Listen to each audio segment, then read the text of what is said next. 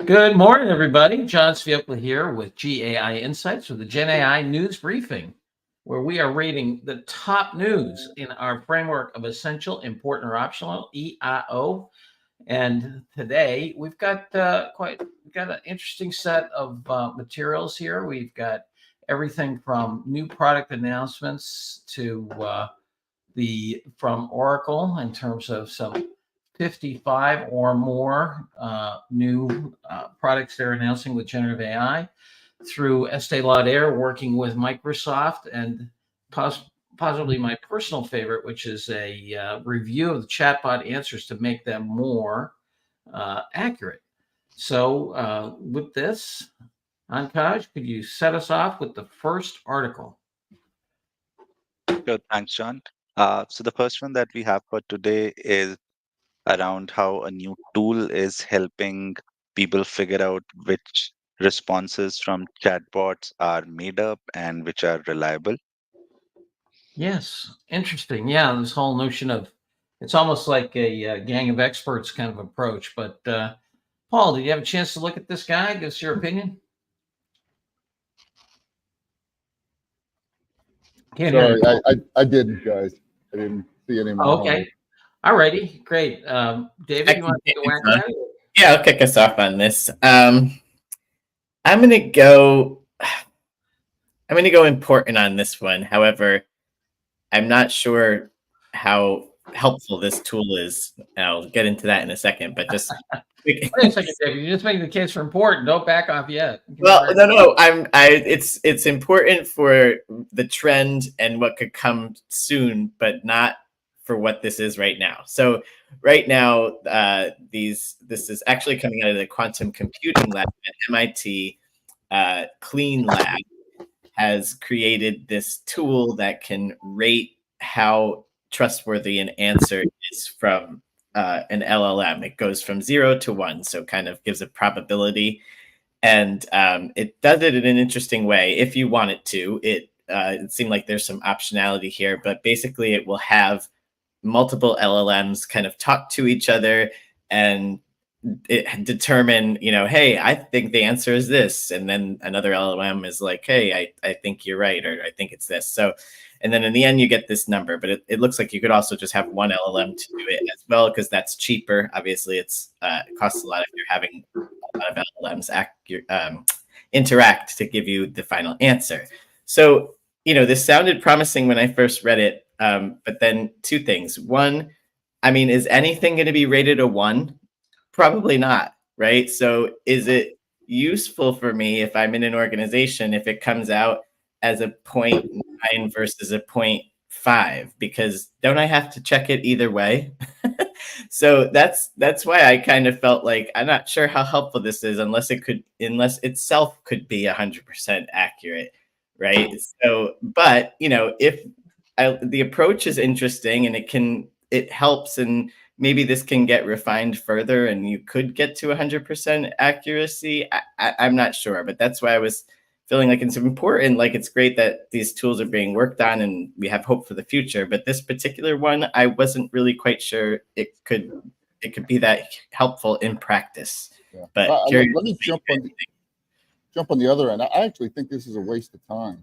I think if we're moving towards a world where there's millions and millions of large language models, millions and millions of those will be RAG-based, trust will be paramount, that models will be everywhere, that if I want information of high confidence, I'm going to go to Mayo Clinic's large language model that's going to be based on their RAG. They have very little hallucination. But if you always have some, right, then you can never be 100% sure, and you're always going to have to do some work. So I'll jump in on the side of optional. I think I agree with you, David. It's important that we continue to have some sort of confidence level in the information we're getting back from these things. Not to the extent, I hope, ever where we're taking the humans out of the loop entirely. Although I guess that is the holy grail. But even the example they give in there in this article, it gave a 0.6 to saying that the word enter has one N in it. I know. How is that possibly going to be useful? Like, that's the right answer, and it got a 0.6. So I I didn't quite understand how good this model might be. There's actually almost a month ago, we looked at an article that is mentioned in the Financial Times article that we'll talk about later tonight about SAFE, which is Search Augmented Factuality Evaluator, which is a mechanism where it breaks up the response into chunks and then uses query and keyword searches against the internet for factuality, which is a similar trend and a similar approach, but I think is yielding probably some more effective results. So I put this as optional. It's a nice idea. I agree the trend is important, but this news itself didn't really give me much confidence in the approach. It's interesting. I'd rated it important because I hear you, David, about, okay, what do you do with a 0.9? I think that I think that if you think about as this matures, you're going to take this information as part of workflow, and we'll have some of the JP Morgan stuff coming up on workflow automation, but how you route a 0.9 versus a 0.6 could be very different. And so much, I think one of the big things that GenAI is going to do is to take what is essentially batch work, that is customer interaction and so forth, and make it more like flow work. You know what I mean? And so I think these variables will actually matter. But I hear you, Adam, about how bad this model is. So we're going to give it an optional, and we are going to move on. All right. Ankaj. Time for our beauty moment. Yeah. So the next one is from Estee Lauder and how they have partnered with Microsoft to get almost 20 use cases of GenAI implementation, but seems like they haven't started with it yet. Yes, I'm always, when I was reading this, I was thinking back to the fantastic quote from Peter Revson, who actually died in a Formula One race, but he was the heir to the Revlon fortune. And he had this great line where he said, in the factories, we make chemicals. In the stores, we sell hope, which I always loved, and I think hope goes at a high margin. Yeah, David, you have a chance to look at this bad boy and tell us what you think? Yeah, I did. So, we're hearing a lot about the partnership between brands and big tech. We've talked about a few just in the last 2 weeks. We talked about the Microsoft Coca-Cola partnership, where they're working together to explore use cases. And then now it just slipped my mind what the second one was, but I'll come to it. Microsoft Moderna just on Friday. Yeah. That was OpenAI, actually, OpenAI and Moderna. So, this is yet another announcement. Good Microsoft, now is not only making the money off the tech, but off the consulting as well. But that, they do that with all their products. And here, the use cases that they're looking to explore together are, product development, which is, we know, one of the big use cases that GenAI is really good at. And the other one is trying to respond to social trends and consumer demands faster. So, it also talks about here, Estee Lauder also has a partnership with Google to do some other use cases. So, I mean, this is optional news. It's good that, they're working on using generative AI. Luxury brands is definitely one of the industries that's, basically meant ripe for disruption here with generative AI. But, this is just another announcement where they're trying to, look good. So I give it an optional. All righty. Adam, Paul, any thoughts?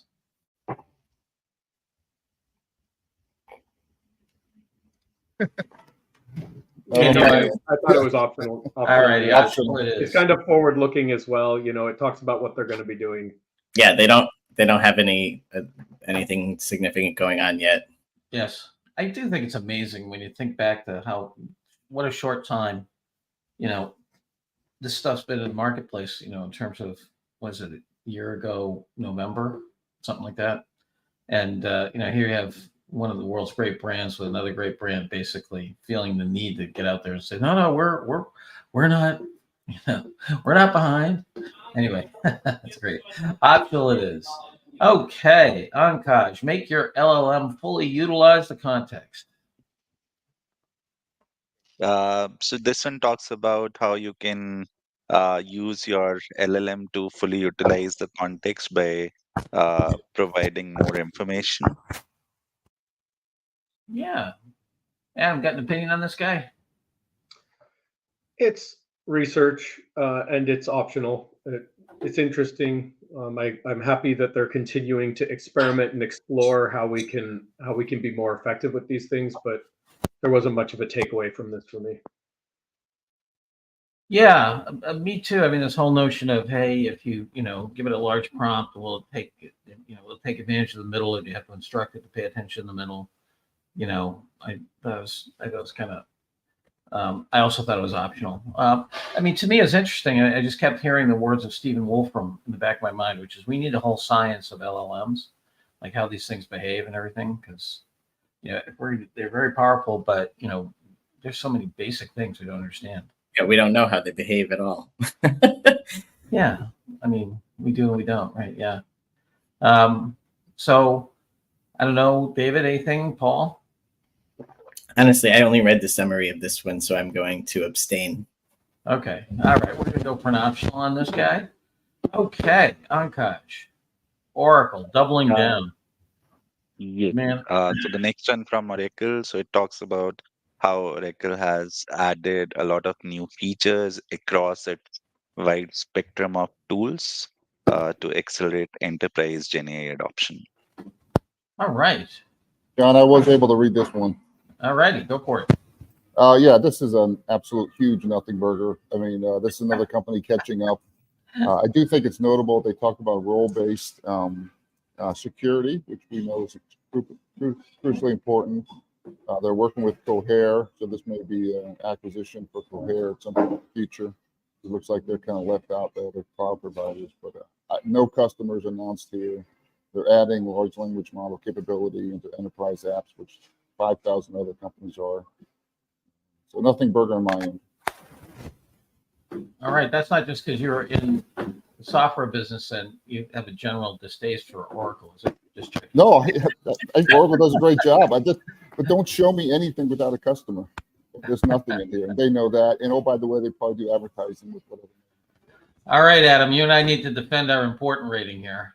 I didn't see that you guys had important on this one. I was also optional, although my two notes were it was good to see Cohere's name come up as backing, being behind the curtain in something, because we have seen a lot of announcements from them for product, but not for customers so much, although they do have some use cases on the customer stories on their website for sure. And I also liked that the image at the top of the article had a credit that we don't see that often. It says it's an AI generated image of a surprised person opening a package rather than seeing something that says like credit Getty Images. So that'll be something we'll see more of. Those are my two notable takeaways from the article. But go ahead on your important. I'll have a go at it. So look, I think they have a total of it between the announcement a week or two ago and this, something like 50 places within their suite that they're actually using generative AI now. And they do go into some detail about the use cases, which I thought was part of why this was important. They talk about the specifics around agents using the service to help with some of the more the easier questions to answer, so that they can focus on the harder ones. They talk about optimizing schedule for on-field service agents. They get into some of the details around what it's doing within the sales packages as well, and then the fact that it's talking about being Cohere under the hood. And we've seen a lot from Cohere in the last few weeks to show that that Cohere also has a very large enterprise partnership that's helping drive them. I thought it was all enough to sort of push it over the edge into important. Yeah, for the same reasons I'm there, Adam. I think this whole notion of, Oracle's in a lot of CRM area. I mean, obviously Salesforce is in there, but Oracle's big, and their ability to automate or quasi-automate a bunch of the customer service stuff, I thought was pretty important. And you want to stand against Salesforce too as a thing, as a AI leader. You want to have you're going to have to deploy as customer service, and you want an option if you're in a Salesforce shop to be at least negotiate with them. And so I gave it important as well. All right, so 2-2. I have the chalk. Important. All right. Space is important. All right. Ankash, it's not only AI that hallucinates. So this article talks about how human memory is scalable vis-a-vis LLMs and how we need to start learn to complement each other. Yeah. What'd you think here, Adam? Got an opinion? Yeah, no, this felt like a big waste of time to me. Like I got to the end of it and I was like, why did I even bother reading this? I think the first sentence of the entire article summarizes it well. He says, it may be rash to extrapolate from a sample size of one, me. Right? And it's just kind of one guy, it seems, waxing poetic a little bit about how humans aren't perfect and the AIs aren't perfect either, and that we're gonna have to work together, but I didn't get much out of it. It wasn't really, it was kind of meandering too. Like I was kind of like, what is your point? Like I see, obviously the point was to say humans, also hallucinate, but he talks about that. Into Richard Nixon and John Dean on Yeah, his legal counsel. I'm like, where's this going? It kind of goes off the rails at the end. Like there's no conclusion as to like, so what do we do about this guy? Like it was definitely not one of my favorite pieces recently. Yeah, we know that humans aren't that reliable in their memories, and I like that he's trying to stick up for the computer for also not having a reliable memory sometimes. But yeah, total optional on this one. Nothing significant here. Yeah, Michael Novak points out that he's logically inconsistent in the article. It says classic AI is good in terms of detecting patterns and predicting numbers, and later says, but you cannot use large language models to predict numbers. Yeah. Well, I guess he's classic AI versus large language model. Yes. Well, here we have an article that we can feel comfortable was not generated by the robot because the robot would be better. Okay. I feel like we've seen a couple of questionable quality articles from the FT lately, which I'm surprised about. Cost cutting, my friend. They're keeping the people around. They should be using robots. Okay. All right. So that was definitely optional. Last but not least, JP Morgan AI Research introduces FlowMind. Ankash, take us through it. So this new research from JP Morgan, it talks about a new approach where we can leverage the capabilities of LLMs such as BPT to create automatic workflow generation systems. So another sort of take on agentic systems. What do you think, David? Yeah, I gave this an important. I'll have to let Adam help me on, some of the technical underpinnings of this to let me know if this is like truly original what they're doing here in terms of the way that they're training the model and getting it to work with this, what they call a lecture that they provided in the beginning. It feels like maybe it's just a term that they've slapped on some techniques that are already used. But that aside, it's still important. This is JP Morgan, first of all, doing research itself to enhance the way that it's able to automate workflows. And basically, what they're saying here is that, a lot of workflows, and particularly in finance, they're not just cookie cutter. You're doing the exact same thing every time. So it's hard to automate. And this tool basically is kind of in the background and will automate a workflow that you're engaging in by basically picking up on what you're doing, then creating code for it, and then it could be reviewed. Now, originally, I was going to be really blown away if it was like kind of a common non-technical person that could review the workflow, but it from the paper, when I dug into that, the link from here, it looked like it would still have to be somebody with some programming experience to be able to kind of look at the workflow and say, okay, this looks good, book it and kind of create the automation for it. But definitely important. I thought it was pretty cool, and it could be really something useful for any organization to be working on, because a lot of workflows aren't cookie cutter. Yeah, what do you think, Adam? Yeah, I thought this was important. I don't honestly know much myself about RPAs as they discuss robotic process automation. I think that might be a fancy way of saying automated workflows.